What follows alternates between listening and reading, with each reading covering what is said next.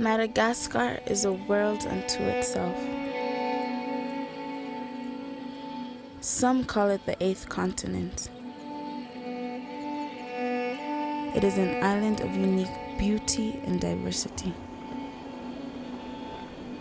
I live on an island of an island. I am Malagasy, but my people are known as the Sakalava. You might come to my small island and feel as if you found a paradise, an escape from the troubles of life. But there is a darkness here, brought here by my ancestors many years ago. This darkness surrounds me like an ocean. It binds me to our past.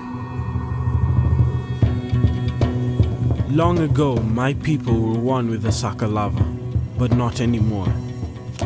I am an Antakarana, and our story is one I have known all my life. We were on the run, fleeing to save our lives and our culture. The Marana people were conquering all the Malagasy tribes, but we would not submit. We fought and fled. We hid in caves. When hope seemed lost, our king made a prayer to a God we did not know. He vowed that if our people were saved, we would follow the religion of Muhammad. So my people, led by the king, left the caves and escaped to the open sea.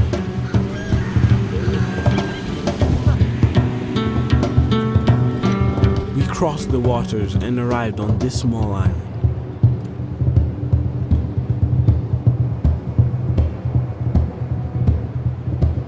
That was a long time ago. This island is the birthplace of the Antakarana people.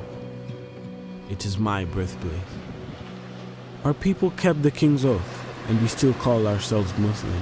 But I am Antakarana first, bound to our culture and history, bound by oaths.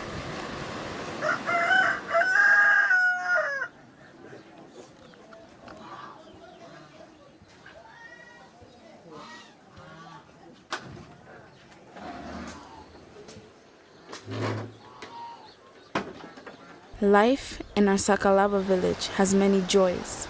My people are fishermen. We grow rice and keep animals. We take care of each other. But my people are caught between worlds, between the realms of the living and the dead. We don't usually talk about this. We just accept it because we cannot escape it. Many of the youth from my village have left for the city. I also live in the city. I am attending school there. I think education could be a bridge to the future, but my village is a tie to the past. When I come home, I come to see my grandmother. She's my closest friend. She encourages me and reminds me who I am. And she tells me the stories of our ancestors, how they were the first to settle here, how they set in place the 3 sacred sites that surround our village. The spirits of these dead ancestors still rule over us, and I must keep favor in their eyes. When I am in the village, I feel this connection, this bond, sometimes like a chain around my heart.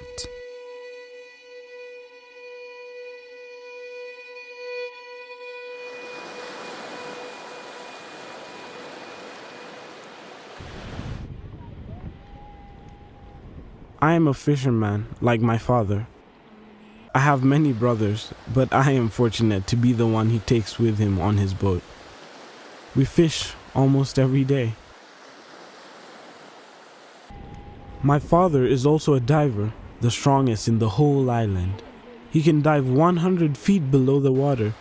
Sometimes I count the minutes and wonder if he will ever surface, but he always does, and with valuable sea creatures that help support our village. The Antakarana people have everything they need right here. We're cut off from the mainland, but connected to our ancestors. no matter where we go. At night, we retell the stories in songs and chants of how our people were delivered from the conquering mariner, and how the dead kings still speak to us through sacred stones.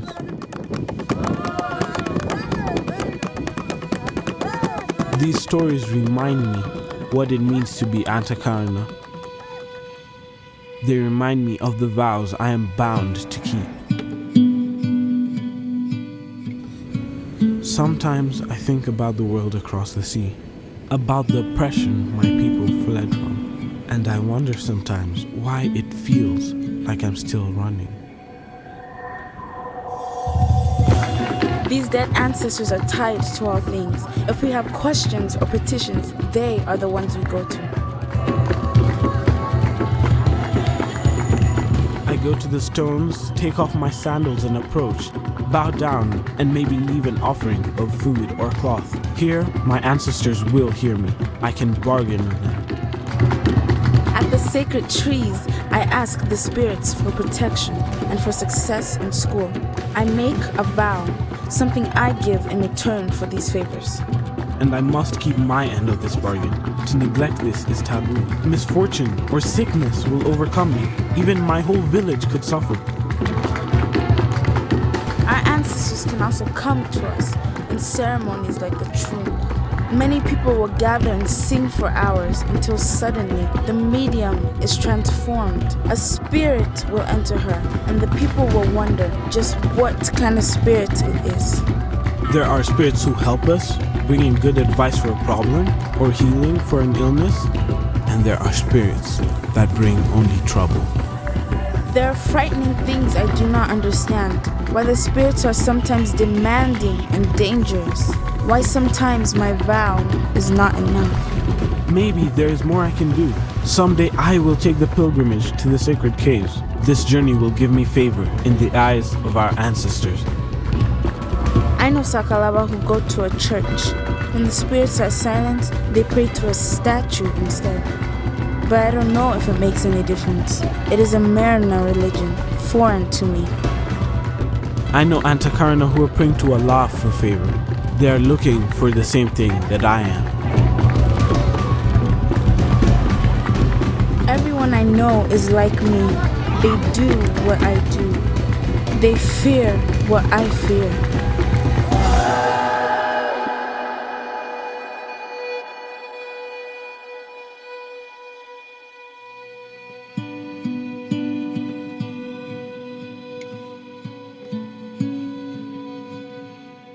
This is a peaceful place, but I am not at peace. I am bound by vows made to rocks or trees or distant gods. I am captive to the whims of the spirit ancestors. I am pursued, chased by a darkness I cannot explain. I am an island, cut off from something I need, surrounded by something I fear.